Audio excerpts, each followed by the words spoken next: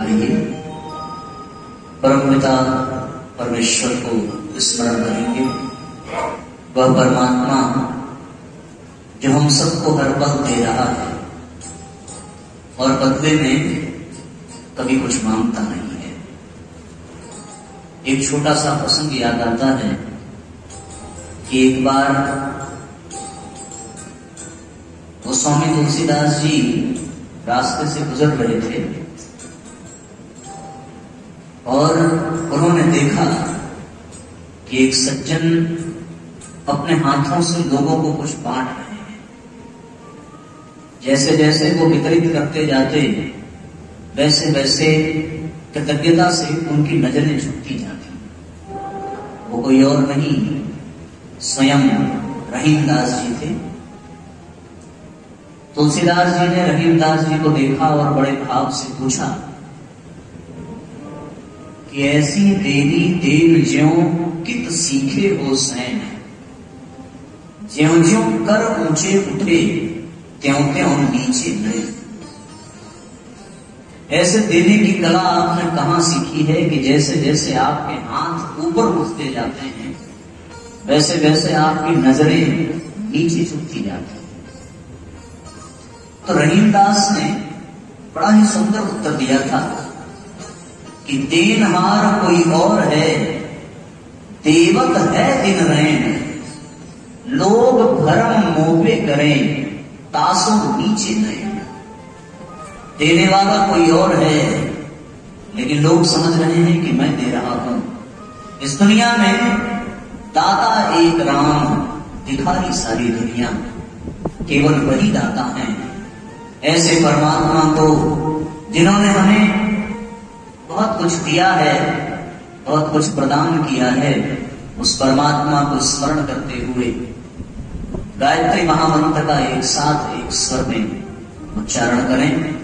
लंबी ओंकार ध्वनि का उच्चारण करते हुए उस परमात्मा से कुछ मांगे या ना मांगे, वो बिना मांगे देगा, पर प्रार्थना सद्बुद्धि की हो, प्रार्थना सम्मान की हो। इसी भाव से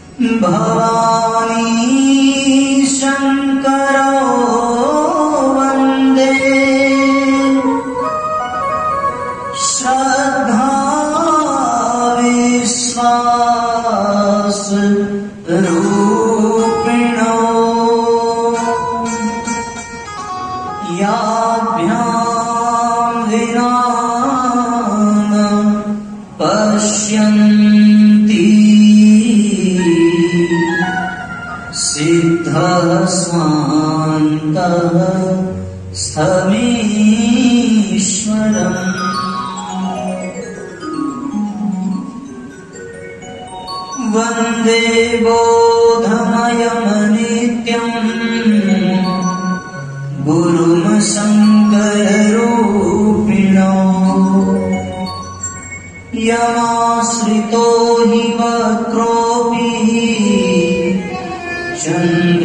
सर्वत्र वन्द्यते। सीताराम गुणग्राम पुण्यारण्य विहारिणो वन्दे विशुद्ध विज्ञानो कवीश्वर कपीश्वरो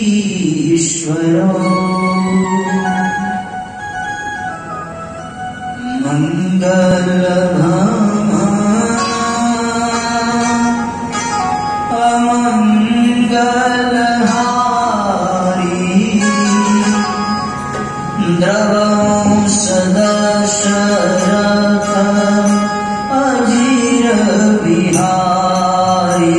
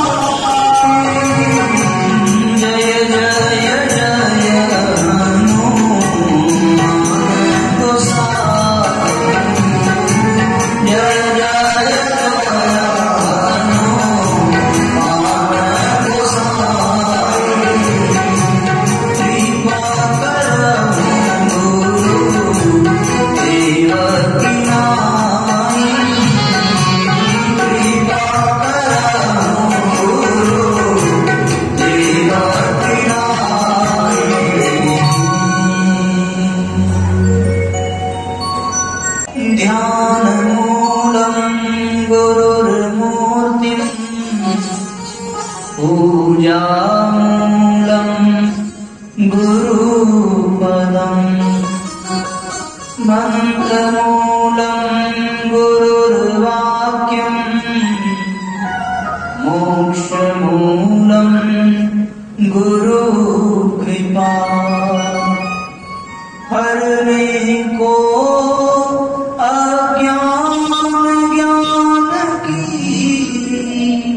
ज्योति अखंड जलाई भूपर लाने स्वर्ग योजना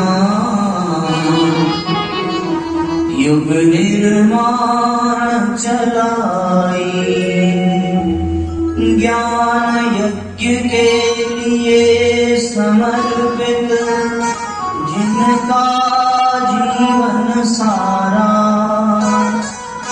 उन सद्गुरु श्री राम चरण में विनम्र प्रणाम हमारा। बोलिए परम पूज्य गुरुदेव की जय। बोलिए गायत्री माता की जय। बोलिए सियावर रामचंद्र की जय। बोलिए पवन सुत हनुमान की जय। नमः पार्वती पतये हर हर महादेव।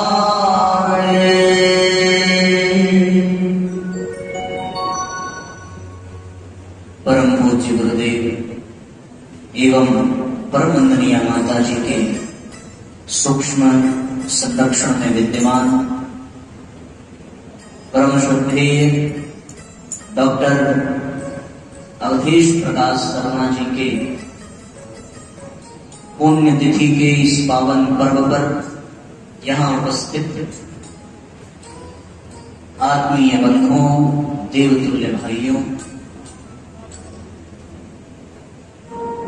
परमपिता परमेश्वर की अनुकंपा से आज हम सभी को यहां इस अलभ्य अवसर में सत्संग करने का लाभ प्राप्त हो रहा है।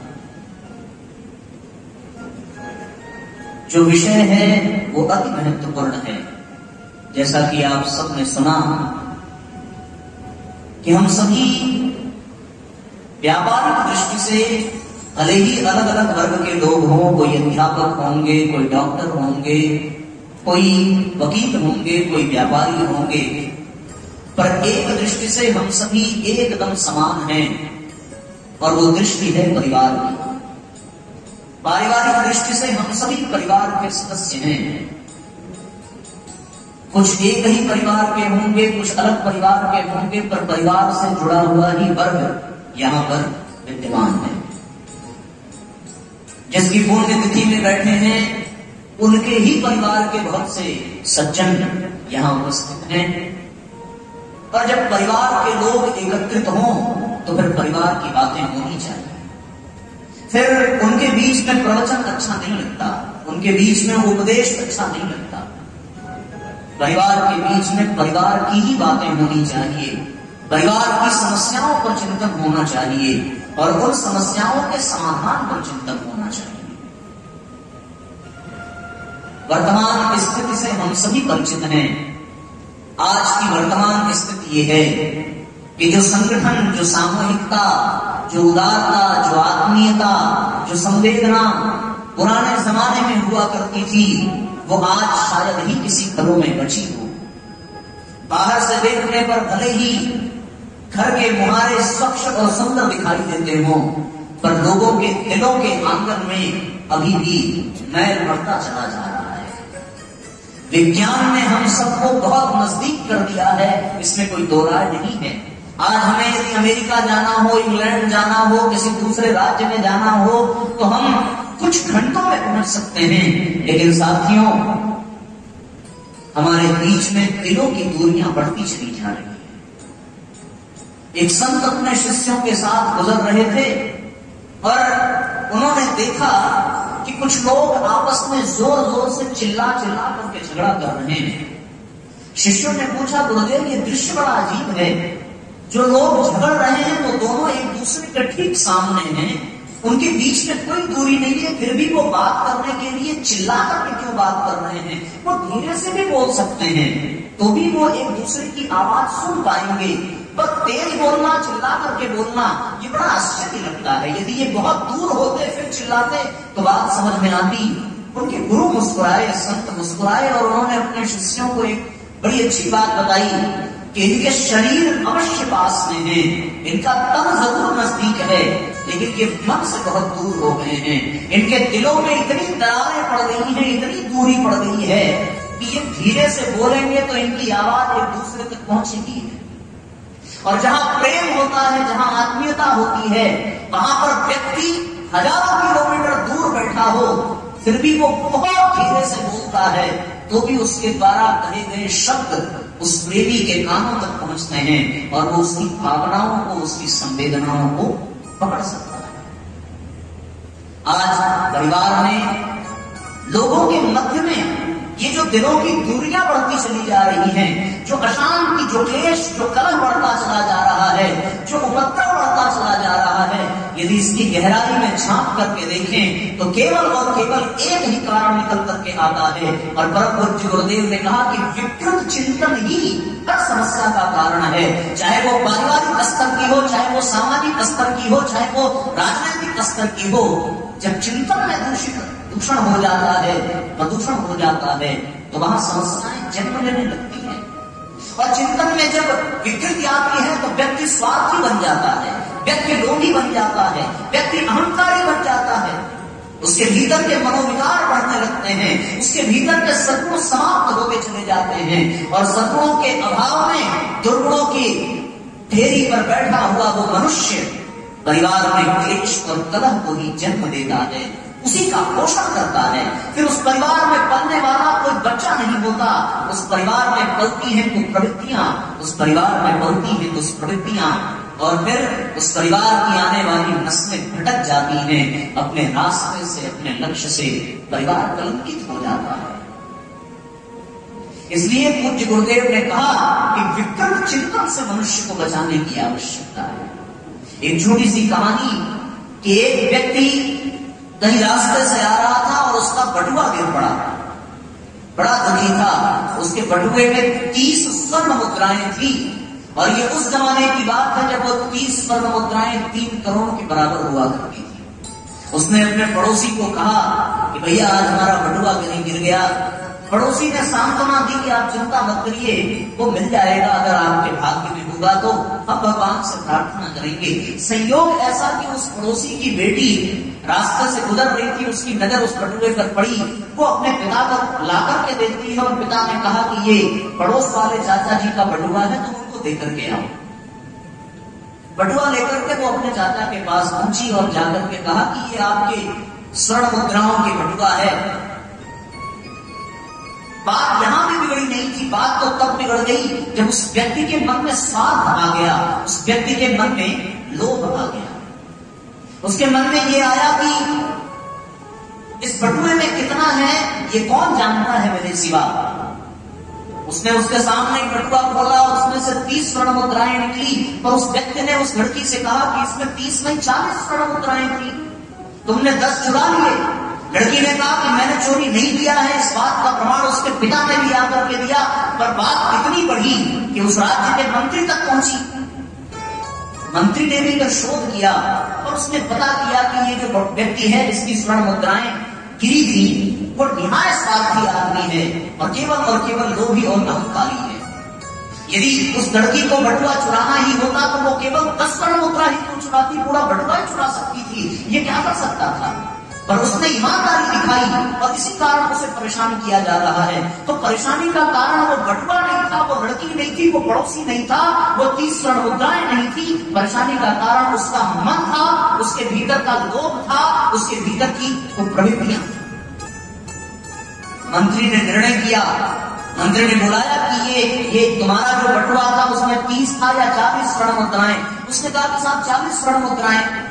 बोले फिर एक बात तो तय हो गई कि ये जो 30 स्वर्ण मुद्रा वाली बटुआ है ये तुम्हारी नहीं हो सकती, क्योंकि तुम्हारी वाली तो 40 वाली थी और 40 वाली ये है नहीं, तो ये 30 वाली जिस लड़की को मिली है ये तो उसके ही हिस्से जाएगी। तुम्हारी 40 वाली अभी तक नहीं मिली है, उसकी हम खोज कराते हैं। अब वो जो व्यक्ति था वो कहने लगा नहीं साहब हमसे गलती हो गई, हमें हमारे स्वर्ण मुद्राएं दे दीजिए। मंत्री ने मुस्कुराते हुए कहा कि तुम्हें स्वर्ण मुद्राएं तो नहीं मिलेंगी, तुम्हें अब हथकड़ियां लगेंगी और तुम्हें जेल जाना पड़ेगा। ये कहानी इस बात का संकेत करती है कि समस्या की जड़ धन नहीं है, समस्या का जड़ पड़ोसी नहीं है, समस्या का जड़ परिवार का कोई सदस्य नहीं है, समस्या का जड़ अपना विकृत चिंतन है जो केवल और केवल हमारे मन का फितूर है और कुछ नहीं। यहीं से सारी समस्या की शुरुआत होती है। दुर्योधन के लिए समस्या पांडव नहीं थे, दुर्योधन के लिए समस्या राज्य था और वो राज्य भी समस्या नहीं था बल्कि उसके मन का विकृत चिंतन था, जिसके आधार पर वो कहता था जाना भी धर्म नचमे प्रवृत्ति, मैं धर्म तो जानता हूं पर मेरी प्रवृत्ति उसमें नहीं है, और मैं ये भी जानता हूं कि अधर्म क्या है और उससे मेरी निवृत्ति नहीं है। इस विकृत चिंतन के कारण दुर्योधन का विनाश हुआ और कुछ नहीं। जिस ग्रंथ को केंद्र में लेकर के हम बैठे हैं और उसकी चर्चा कर रहे हैं उसमें भी एक बहुत बड़ा पात्र है। उस पात्र को हम कई नामों से जानते हैं। उन पात्रों में एक कैकेयी है, उन पात्रों में एक रावण है। ये ऐसे पात्र हैं, उन पात्रों में एक मंथरा है जिसने अच्छे भले परिवार को चूर चूर कर दिया और उनको मिला क्या बदले में। यदि आप देखें तो कितना बड़ा घाटे का सौदा हुआ, केवल और केवल विकृत चिंतन के कारण हंसता खेलता परिवार बिखर गया, उजड़ गया। रावण के पास क्या नहीं था, एकलख कूद सवा लाख नाती ता रावण भर दिया नवाती, जिसकी सैकड़ों रानियां घर में हैं, अनेकों पटरानियां हैं, फिर भी उसकी दृष्टि यदि किसी दूसरे की स्त्री पर जाकर के टिके तो फिर वो भैया भले ही रावण हो उसका तो सर्वनाश होना निश्चित है। तो समस्या उसके लिए उसकी लंका नहीं है, उसकी रानियां नहीं है, उसके बच्चे नहीं हैं। राम और सीता भी उसके लिए समस्या नहीं है, समस्या है उसकी अपनी काम वासना, समस्या है उसके अपने अहंकार, और ये समस्याएं केवल और केवल उसके मस्तिष्क में विद्यमान है। जब तक हम इन समस्याओं पर काम नहीं करेंगे तब तक हम न समाज में समाधान ढूंढ पाएंगे, न परिवार में ढूंढ पाएंगे, न किसी भी क्षेत्र में ढूंढ पाएंगे। तो इसलिए विचारणीय प्रश्न ये है साथियों कि युग बदल गए, पात्र बदल गए, ग्रंथ बदल गया, कहानियां बदल गई, लेकिन पागलपन आज भी वही है जो उन दिनों हुआ करता था। उसी पागलपन के कारण रावण के पास सब कुछ होते हुए भी पराजित होना पड़ा, और उसी समझदारी के कारण राम के पास कुछ भी नहीं था, फिर भी राज लंका को विजय करके जाते हैं। उसी पागलपन के कारण कैकेयी ने सब कुछ लुटा दिया, गंवा दिया, और उसी समझदारी के कारण विभीषण ने सब कुछ प्राप्त कर लिया। ये जो पागलपन है, ये जो मन की विकृति है, यही सारी समस्या का जड़ है। और यदि जिसने इस पर काम नहीं किया वो फिर घर में कितनी भी दीवारें खड़ी कर ले, वो घर में कितने भी बंटवारे कर ले, वो भले ही अलग रहने लगे, वो माँ बाप को छोड़ दे, भाई को छोड़ दे, भौजाई को छोड़ दे, रिश्तेदारों से दूरी बना ले, पर वो जहां रहेगा वही उसका मन अशांत रहेगा, वही उसका मन चिंतित रहेगा, उसे सुकून नहीं मिलेगा, उसे शांति नहीं मिलेगी। केवल और केवल इसलिए क्योंकि जिसके भीतर समस्या है उसे तो वो छोड़ता ही नहीं है, उन समस्याओं को तो वो अपने साथ लिए जा रहा है, अपने मस्तिष्क में उसकी जड़ें वही हैं, और उन जड़ों को वो उखाड़ने की बजाय उसमें खाद पानी दे रहा है। तो फिर कहां से उसका समाधान निकलेगा? उन समस्याओं की जड़ में से तो समस्याओं के ही फल निकलेंगे, समाधान के फल निकल नहीं सकते। परम पूज्य गुरुदेव ने श्रीमद् भागवत प्रज्ञा पुराण के तृतीय खंड में परिवार की व्याख्या करते हुए कहा है कि परिवार में 4 अक्षर हैं, प, री, वा और र। इन चारों का 4 अर्थ है। यदि ये 4 चीजें व्यक्ति के परिवार में देखने को मिले तो वो परिवार ही धरती का स्वर्ग है, वो परिवार ही देवताओं का घर है। और वो 4 चीजें कौन सी हैं? प यानी परिपक्वता, री यानी ऋजुता यानी सरलता, वा यानी वाक्पटुता, और र यानी रसमयता अर्थात प्रेम। ये 4 चीजें इस परिवार में हो वही परिवार धरती का स्वर्ग है। और इन्हीं 4 चीजों को जिस परिवार ने अपने यहाँ विकसित कर लिया, उन परिवारों में कभी फूट नहीं हो सकती, उन परिवारों में कभी विद्रोह नहीं हो सकता, उन परिवारों में कभी कोई नुकसान नहीं हो सकता, और उन परिवारों का कोई फायदा नहीं उठा सकता। ये 4 चीजें होनी चाहिए। पहला परिपक्वता होनी चाहिए, दूसरा ऋजुता, पर री यानी ऋजुता यानी सरलता होनी चाहिए, और तीसरा है वाक्पटुता यानी बोलने की कला होनी चाहिए। कब, कहां, कैसे, किससे क्या बोलना है, ये गुण परिवार के हर सदस्य में होना चाहिए। और फिर अंतिम का जो अक्षर है र यानी रसमयता, अर्थात जिस परिवार में अपूर्व प्रेम हो वो परिवार कभी बिखर नहीं सकता।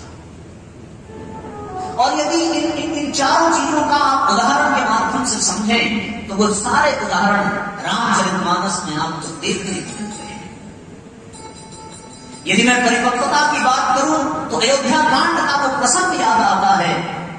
वो रात्रि का समय जब महाराज दशरथ अपने भवन में माता कैकेयी के कक्ष में जाते हैं, और वहां कैकेयी को उजड़े चमन की तरह देखा है उन्होंने, बिखरे बाल, उनके आभूषण कहीं फेंके हुए हैं, अर्धवस्त्र में वो माता कैकेयी जिनकी आंखें लाल हैं, जो बिल्कुल चिंतातुर हैं, क्रोधातुर हैं, उनको देख करके महाराज दशरथ ने बड़े प्यार से पूछा है कि रानी क्या हो गया, कौन सी समस्या है, तुम्हारे कष्ट का कारण क्या है, उसका निदान यथाशीघ्र मैं करूंगा। महाराज दशरथ ने अपनी प्रभुता का बखान किया है, लेकिन उनकी वो प्रभुता महारानी कैकेयी के मन में पलने वाले विकारों के आगे घुटने टेक देती है। उनकी प्रभुता ये है कि वो देवताओं का राजा इंद्र उनका मित्र है, धन का राजा कुबेर उनका सखा है, चंदन के किवाड़ उनके घर में लगे हुए हैं, सोने चांदी के बर्तनों में जो भोजन करते हुए हैं, राम लक्ष्मण भरत शत्रुघ्न जैसे धर्म अर्थ काम मोक्ष के सराय जिनके पुत्र हैं, जिनके घर में धन धान्य की कोई कमी नहीं है, वो महाराज दशरथ किसके सामने घुटने टेक देते हैं? उन विकारों के सामने जो महारानी कैकेयी के मस्तिष्क में पल रहा है।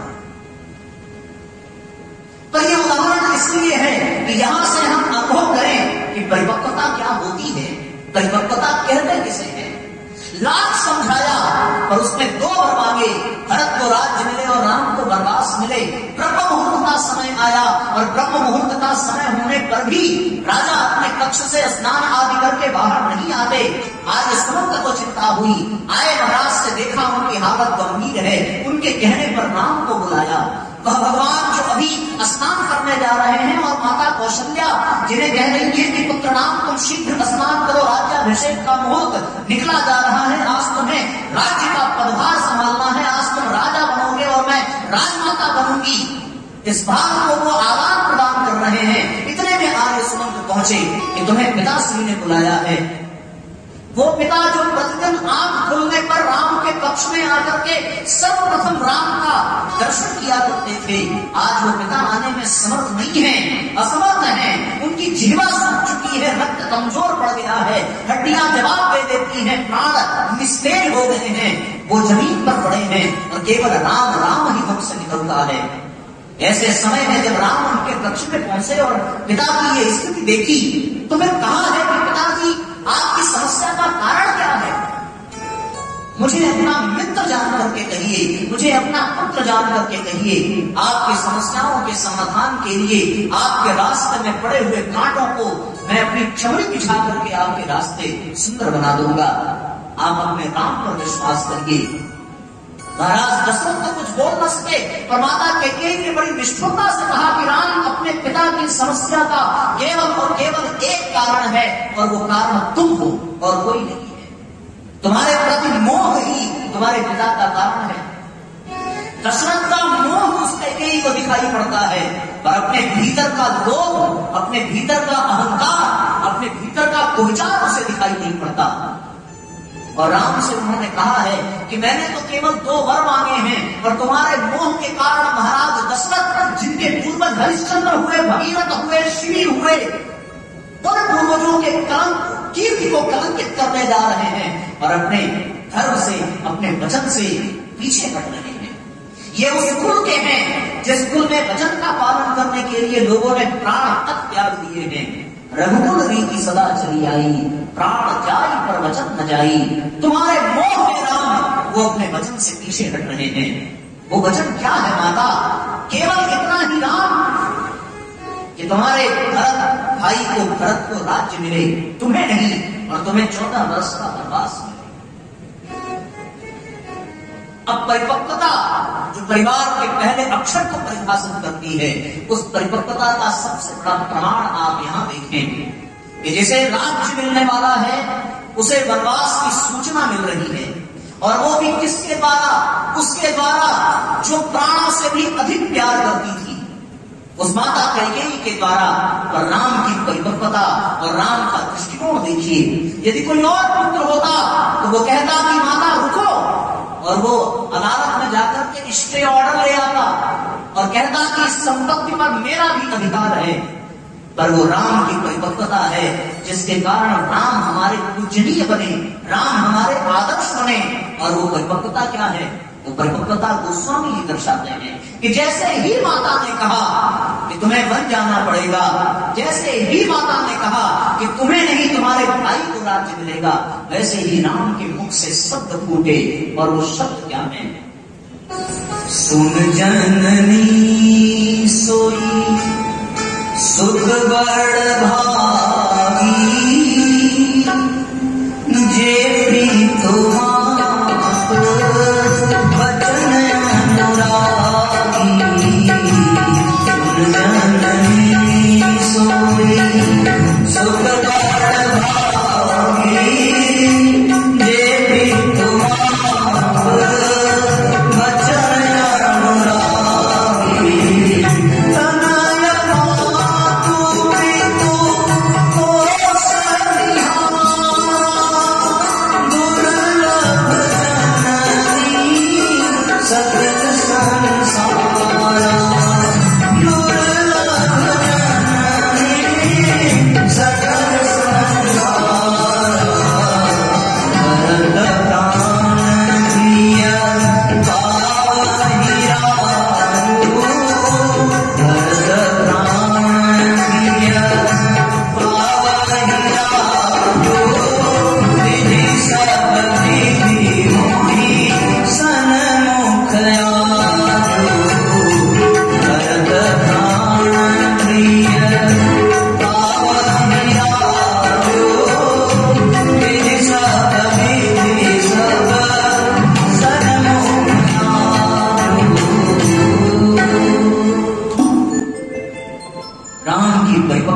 ये दर्शाया कि माता तुमने मेरा भाग्य जगा दिया,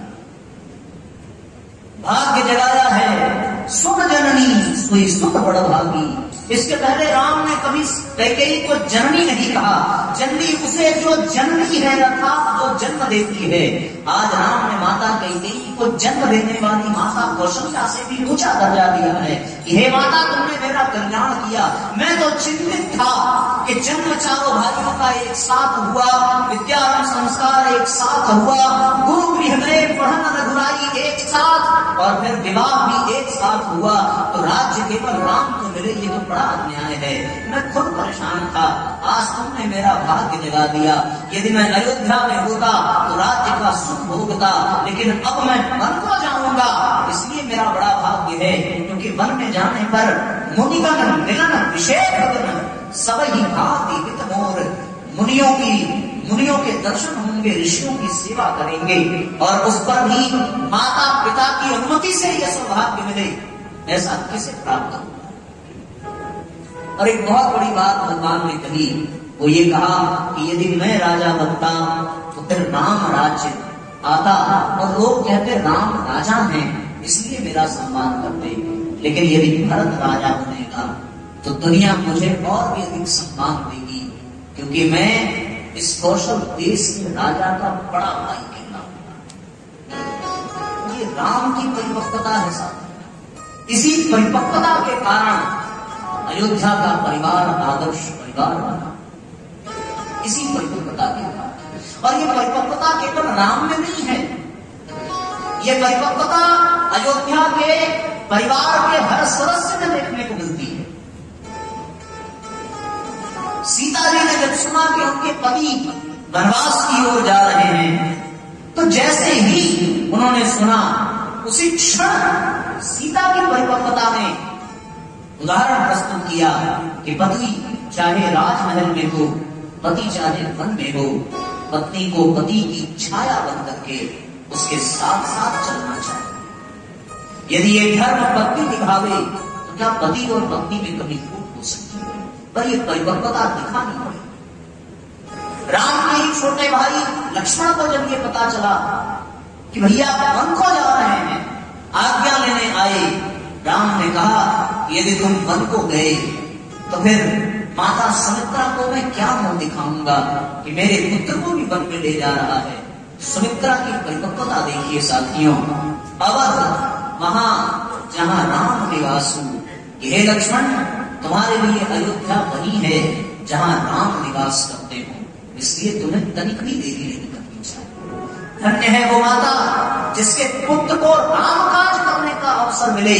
यदि ये परिपक्वता हो साथियों तो फिर वो परिवार कभी बिखरता है।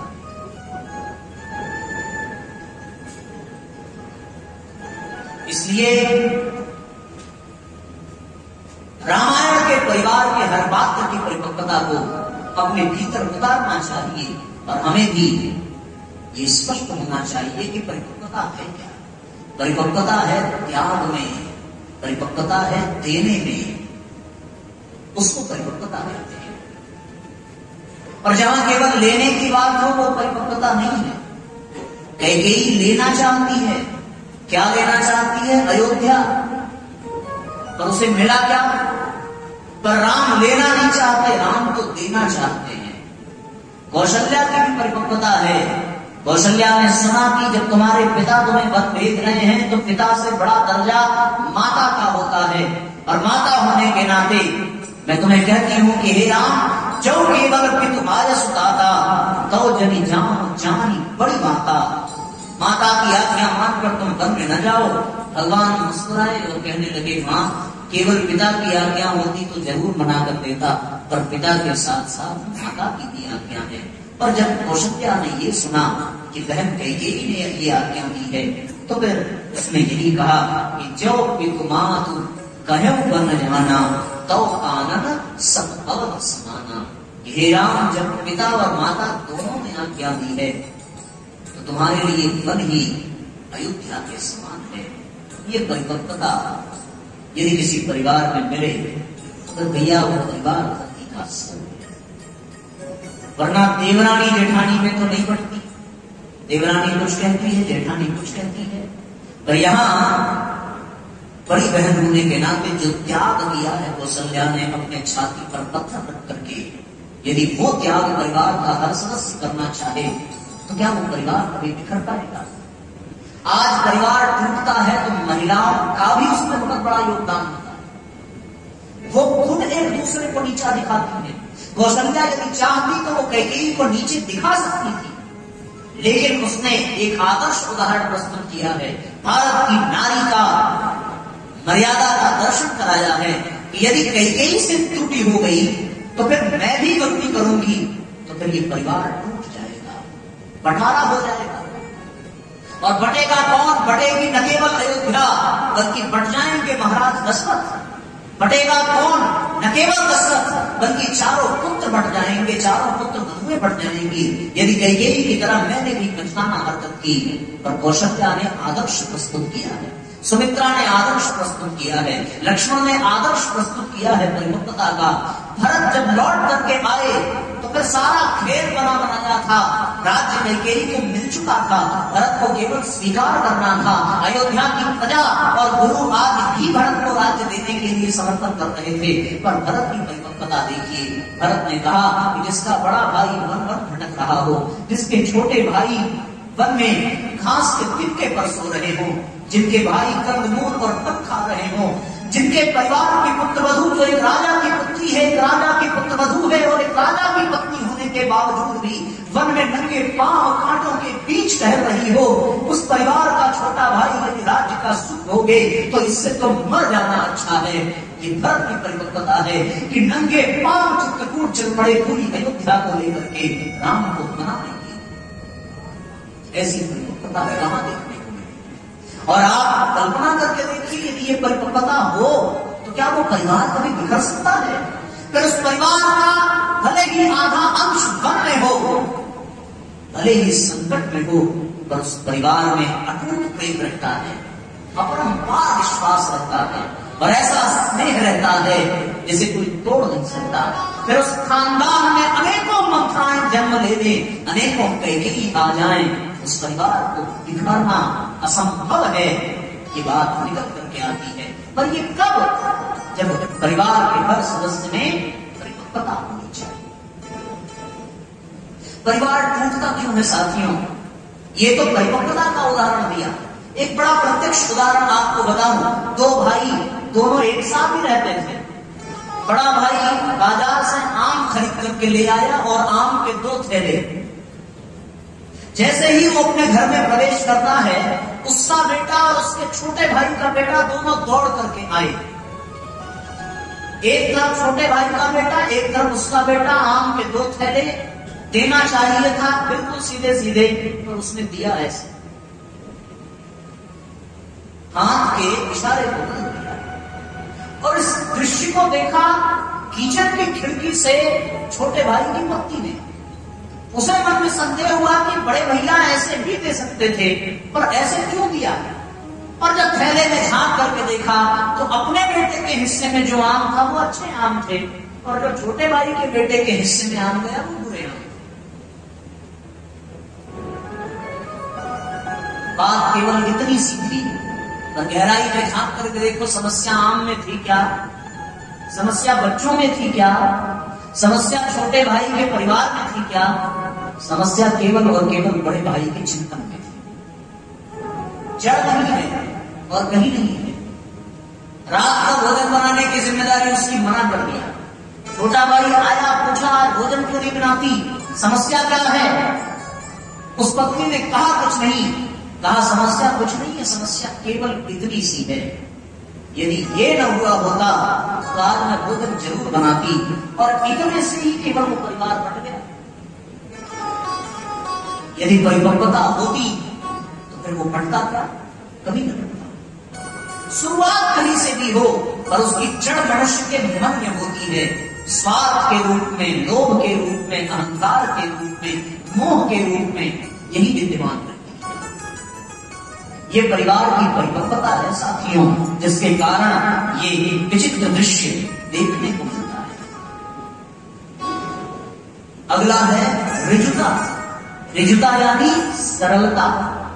व्यक्ति के जीवन में यदि सरलता हो तो भी उसके बीच में कोई दुर्भाव नहीं हो सकता। आज परिवार का 90% व्यक्ति जैसा है वैसा बनकर के जीना नहीं चाहता, बल्कि जैसा नहीं है वैसा वो बनकर के जीना चाहता है। यदि उसकी औकात 50 पैसे की है तो वो 1 रुपए का दिखाना चाहता है। हर व्यक्ति के जीवन में बनावटीपन है, सरलता नहीं है। बनावटीपन इतना है कि वो भीतर से कुछ और है, बाहर से कुछ और है। और साथियों, किसी दार्शनिक ने कहा है कि जहां बनावटीपन होगा उसमें मिलावटीपन भी जरूर होगा, और जहां बनावट होगी वहां मिलावट भी होगी, और जहां मिलावट होगी वहां वो दिखने में सुंदर लगे इसलिए थोड़ी सजावट भी होगी, और फिर वो सजावट बिगड़ ना जाए इसलिए उसके पास जाने में थोड़ी सी रुकावट भी होगी कि कहीं वो बनावट, वो सजावट, वो मिलावट बिखर ना जाए, उसकी कहीं जानकारी लोगों को ना हो जाए। तो आज का व्यक्ति जैसा है उतना सरल बन करके नहीं रहना चाहता। उसके भीतर मिलावट है, उसके भीतर बनावट है, उसके भीतर कुछ अजीब है जो वास्तव में वो नहीं है। और ये उदाहरण भी आप देखो, रामचरितमानस में देखने को मिलता है कि रावण का पतन तब तक नहीं हुआ था जब तक उसमें बनावट नहीं थी, उसमें मिलावट नहीं थी, उसमें कोई रुकावट नहीं थी। लेकिन जैसे ही उसमें मिलावट आई वैसे ही रावण का पतन प्रारंभ हुआ। और रावण में मिलावट कब आई? यदि वो रावण बनकर के सीता का हरण करने जाता तो शायद रावण सीता का हरण न कर पाता, पर उसके भीतर मिलावट आई और वो रावण बन करके नहीं, वो रावण साधु बन करके गया। वो रावण ब्राह्मण बन करके जाता है। वास्तव में वो ब्राह्मण नहीं है, पर उसके भीतर ब्राह्मण का मिलावट आ गया और वो साधु का वेश बदल करके जाता है, वो ब्राह्मण का वेश करके जाता है। यदि वो रावण बन करके गया होता तो कभी गलती नहीं होती। लेकिन रावण का पहला पाप यही कि वो बनावटीपन को स्वीकार करता है। अब वो रावण नहीं बन गया, अब वो साधु बन करके गया। और कितनी मजे की बात है कि साधु बनकर के वो भिक्षा मांगता है और सीता का हरण करता है। और उसके लिए जितने भी उसने हथकंडे अपनाए वो सारे हथकंडे मिलावटी थे। उसने सोने का हिरण भेजा, क्या वो सोने का हिरण असली था? उसमें भी मिलावट थी, उसमें भी बनावट थी। वो सोने का हिरण भी नकली था, वो भी असली नहीं था। और अगर वो नकली था तभी तो ये खेल पाया। तो रावण भी नकली, रावण के द्वारा भेजा गया सोने का हिरण भी नकली। और साथियों, आपने सुना होगा कि सोने को जितना जलाया जाए उतना ही सोना खरा होता है। पर रावण के सोने की लंका को जलाया गया तो वो जल करके राख हो गई। इसका मतलब वो सोने की लंका का सोना भी नहीं, वो भी नहीं। तो जहां इतना नकलीपन है वहां पर सुख और शांति कहां आ सकती है? फिर अध्यात्म रामायण ये कहता है, शांति सीता समानीता आत्मा रामो विराजते, अर्थात राम ही आत्मा है और सीता ही शांति है। तो सीता का हरण करना अर्थात शांति का हरण करना, शांति का हरण नकलीपन से कर सकते हो, पर शांति का वर्ण नकलीपन से नहीं कर सकते। शांति यदि चाहिए तो तुम जैसे हो वैसे ही बन करके रहना पड़ेगा, तब जीवन में शांति होगी। और यदि जीवन में शांति चाहिए तो फिर नकलीपन से नहीं मिलने वाली है। तुम उसे हर करके तो ले जाओगे पर उसका तुम वर्ण नहीं कर सकते। और यदि वर्ण करना चाहोगे तो फिर वो सीता क्या करती है? तृण धरी ओट कहत भय देगी, हे रावण, यदि इस तिनके को तुमने पार किया तो मैं तुम्हें चला करके राख कर दूंगी। वो सीता का हरण कर पाया पर सीता का वर्ण नहीं कर पाया। क्यों? केवल इसलिए क्योंकि वो नकलीपन का सहारा लेता है। आज परिवार में भी नकलीपन है। हमारे भीतर कुछ है, हमारे बाहर कुछ है। हम बाहर से कुछ हैं पर भीतर से कुछ है। हम बाहर से पति हैं पर भीतर से पति नहीं है। क्योंकि यदि भीतर से भी पति होते तो फिर पत्नी को पूजनीय मानते, नारी को भोग्या नहीं मानते, नारी को रमणी नहीं मानते, बल्कि नारी को धर्मवती मानते। बाहर से तो पति है भैया पर भीतर से पति नहीं है। हम बाहर से पुत्र हैं पर भीतर पुत्र नहीं है। क्योंकि यदि भीतर पुत्र होता तो माँ बाप भगवान के अवतार लगते, लेकिन पुत्र तो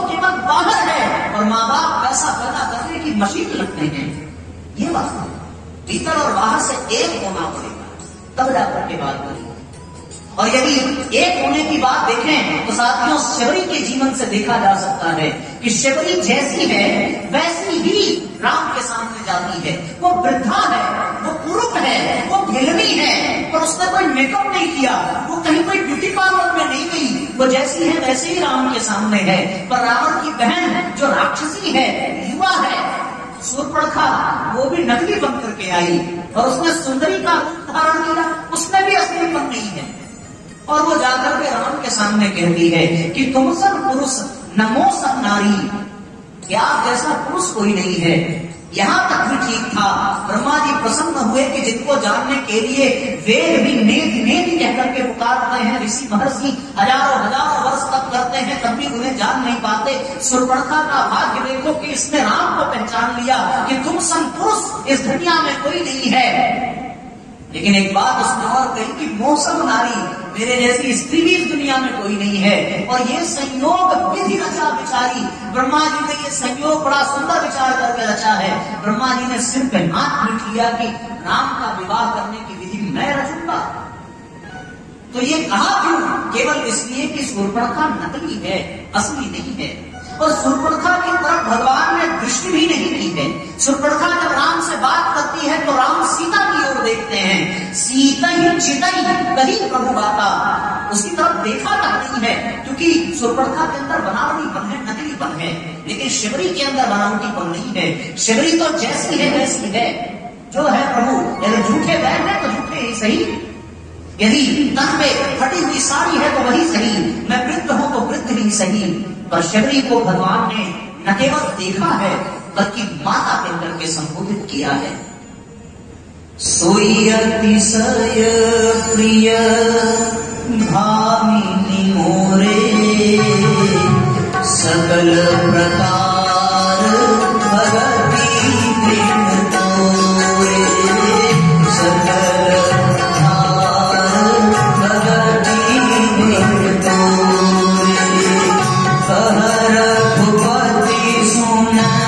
भामिनी बाता, रघुपति सुन भामिनी बाता, मानव वेग भगति करनाता, मानव वेग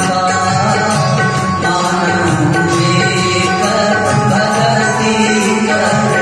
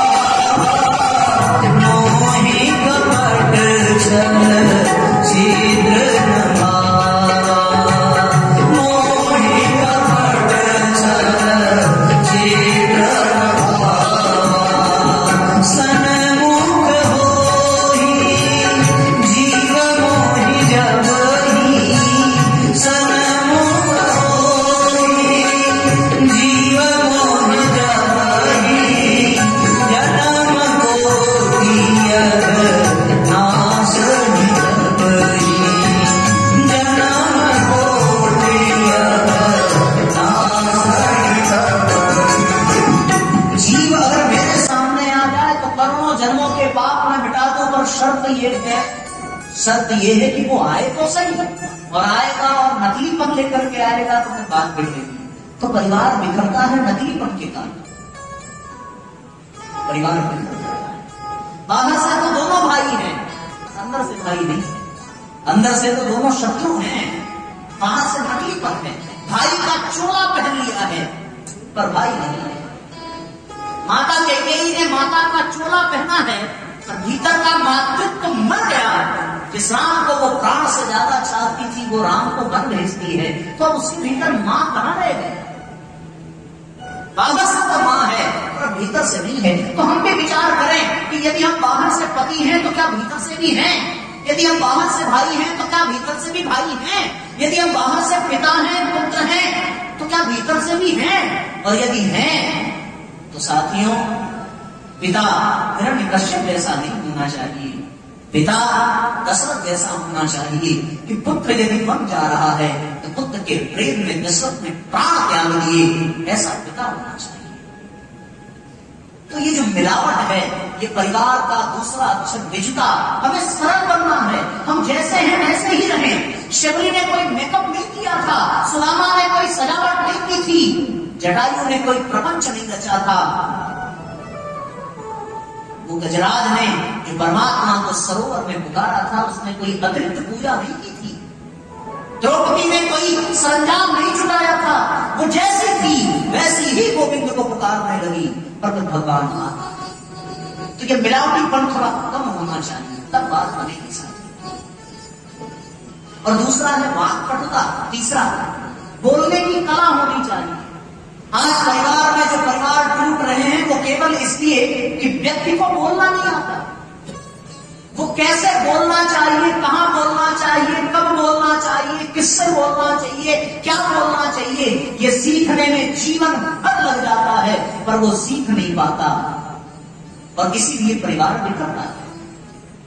एक बहू भोजन बना करके सास को परोसती है, सास ने कहा कि भगवान ने इतनी बड़ी बड़ी आंखें दी हैं और तुझे दिखाई नहीं पड़ता, चावल से सिक्का नहीं निकाल सकती। तो सास ने भी अपशब्द का प्रयोग किया। यदि वो प्यार से कहती कि बहू जरा ध्यान से चावल बीन लिया कर, थोड़े सिक्के आ जाते हैं, आगे से ध्यान रखना, तो बात बन जाती। पर बहू ने भी ऐसा जवाब दिया कि सास का ब्रह्मांड हिल गया। सास ने भी कहा, बहू ने भी कहा कि अभी तो आपके सारे दांत सुरक्षित है, 2-4 सिक्का खाई लोगी तो कौन सा पहाड़ टूट पड़ेगा। तो ये शब्द ऐसे हैं जो शब्द परिवार को तोड़ देते हैं। महाभारत हुआ तो केवल अपशब्द के कारण। किसी स्त्री ने यह कह दिया था कि अंधे को अंधे ही होते हैं, यहीं से महाभारत का सरंजाम प्रारंभ हुआ। और तो फिर इतिहास में कहता है कि सीता का हरण भी हुआ तो केवल अपशब्द के कारण। यदि उन्होंने कुछ लक्ष्मण को अपशब्द न कहा होता तो लक्ष्मण छोड़कर जाते नहीं और हरण होता नहीं। और फिर अयोध्या से राम को वन जाना पड़ा तो केवल कैकेयी के अपशब्द के कारण। विभीषण यदि लंका को त्यागता है तो रावण के अपशब्द के कारण। अरे भैया, इन अपशब्दों ने न जाने कितने परिवार तोड़ दिए। यदि हमें बोलने की कला पता होती तो फिर हम बोलना सीख लेते और बिखरा हुआ परिवार भी हम समेट लेते। पर हमें कैसे बोलना चाहिए, पिता से कैसे, माता से कैसे, भाई से, हमें बोलना नहीं आता। वाक्पटुता होनी चाहिए। कब कौन सी बात कहनी है। अरे भैया, सही समय देख करके गाली भी दी जाए तो उसका भी उपहार मिलता है। विवाह में यदि गाली गाओ तो बाराती उपहार देते हैं, क्योंकि वो सही समय है। और फिर यदि बिना सही समय के यदि तुम किसी को गाली दो तो फिर तभी उपहार मिलेगा, लेकिन बदले में तब गाली ही नहीं, तब पैसा नहीं मिलेगा। तो कब कहां कैसे बोलना है, ये गुण होना चाहिए बच्चों के अंदर भी, माँ बाप के अंदर भी, सास ससुर के अंदर भी, तो वो परिवार कभी बिखरेगा नहीं। और खराब वही बोलता है जो बहुत बोलता है, जो बहुत बोलता है वही खराब बोलता है। बादल कभी नहीं बोलता, पर जब बोलता है तो उसके गर्जन से हर व्यक्ति सचेत हो जाता है। समुद्र कभी नहीं बोलता, पर जब बोलता है तो सुनामी आ जाती है। माँ बाप कहते हैं कि बच्चे हमारी सुनते नहीं, सुनते इसलिए नहीं क्योंकि तुम बोलना बंद नहीं करते। यदि तुम बोलना बंद करो तो वो तुम्हारी सुने। माँ बाप बोलते जाते हैं, बच्चे सुनते नहीं है। ये जान लेना, बिजली रोज नहीं बोलती, पर जब बिजली बोलती है तो पूरी धरती कांप जाती है। ये आप जान लो। बादल कभी कभी गरजते हैं, बिजली कभी कभी गरजती है। राम कभी नहीं बोलते, पर जब राम बोलते हैं तो समुद्र को भी अपने भीतर से रास्ता देना पड़ता है, क्योंकि वो कभी कभी बोलते हैं। हम तो रोज बोलते हैं तो कौन सुनेगा। तो कम बोलो, मीठा बोलो, मधुर बोलो, तो ही तुम्हारी वाणी प्रभावकारी होगी। तो इसलिए परिवार का तीसरा अक्षर वाक्पटुता, वो हमें बोलना सिखाता है। परिवार में कैसे बोलना चाहिए। ऐसी वाणी बोलिए मन का आपा खोए। भगवान राम की वाणी ऐसी ही है। माता ने वनवास दिया है तो राम ने बहुत क्रोध में नहीं बोला है, राम ने बड़े प्यार से जवाब दिया है। बोले वचन विगत सब दूषण, सारे विकारों को मिटा करके भगवान के शब्द निकले हैं। ऐसा वचन, ऐसी वाणी बोलनी चाहिए। और साथियों, परिवार का एक अंतिम अक्षर है र, यानी रसमयता, अर्थात प्रेम होना चाहिए, रस होना चाहिए।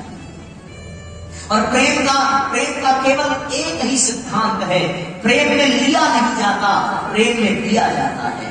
जो सच्चा प्रेम करता है वो मांगता नहीं है, जो सच्चा प्रेम करता है वो देता है।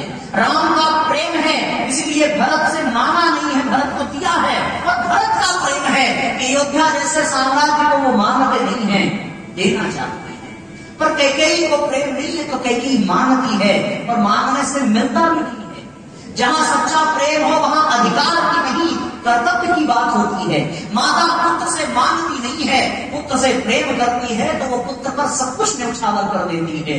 प्रेम तो देना सिखाता है, प्रेम लेना नहीं सिखाता।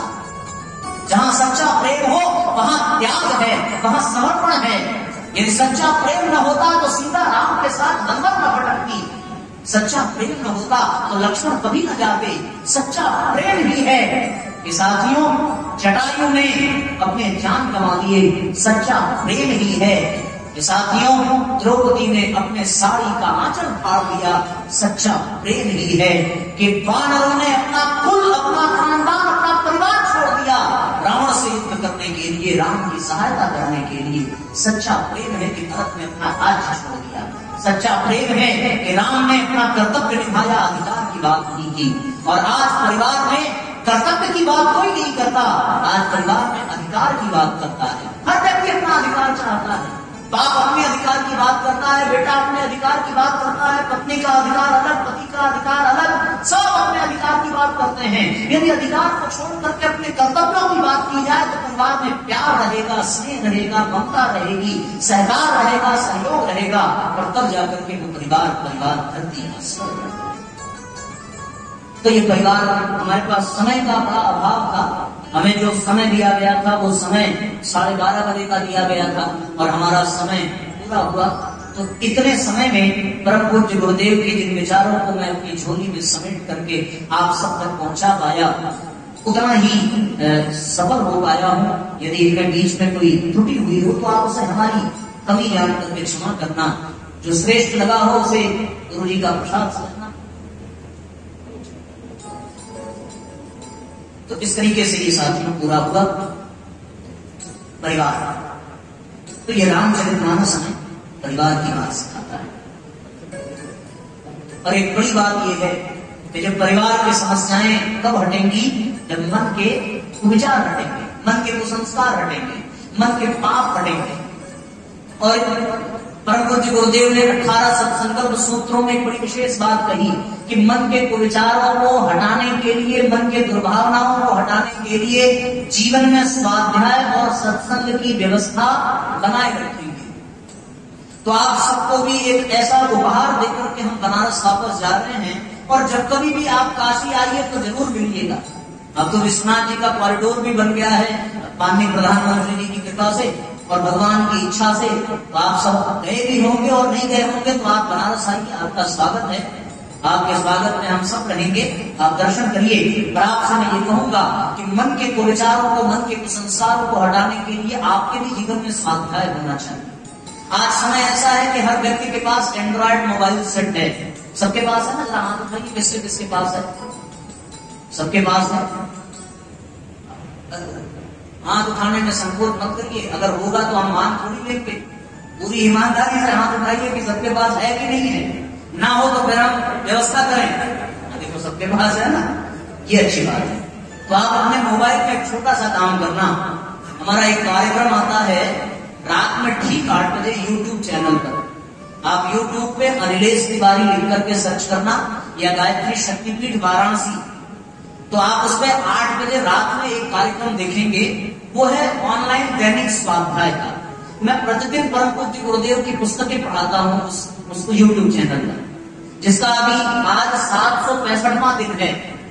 गायत्री जयंती 2020 से ये कार्यक्रम प्रारंभ हुआ और 765 दिन हो गए लगातार ये काम चल रहा है। और अब तक हम लोगों ने गुरु जी की 70 पुस्तकें उसमें पढ़ ली हैं।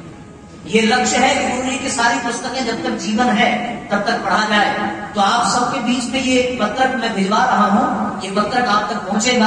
आप इस पत्रक को अपने पास लीजिए और इसमें सारा विवरण दिया गया है कि स्वाध्याय क्यों करना चाहिए, स्वाध्याय करने से क्या लाभ है और मन के कुविचार कैसे हटेंगे। तो आप अपने मोबाइल को निकालिएगा, उसमें YouTube खोलिएगा और उसमें गायत्री शक्तिपीठ वाराणसी अथवा हमारा नाम अनिलेश तिवारी लिख करके सर्च करिएगा, आपको वो चैनल मिलेगा। आप उसमें प्रतिदिन 8 बजे जुड़ करके आप स्वाध्याय करिएगा और आपको डेली मैसेज आए तो आप उसको सब्सक्राइब कर लीजिएगा, आपको मिलता रहेगा। मैं बाबूजी से निवेदन करूंगा कि जरा सा जितने भी लोग बैठे हैं सब तक इसका वितरण करें, यही आपका सच्चा प्रसाद होगा। इसे आप ग्रहण करेंगे और प्रतिदिन स्वाध्याय में जुड़ेंगे, साथियों को गुरुदेव के विचार आपको प्रतिदिन मिलेंगे।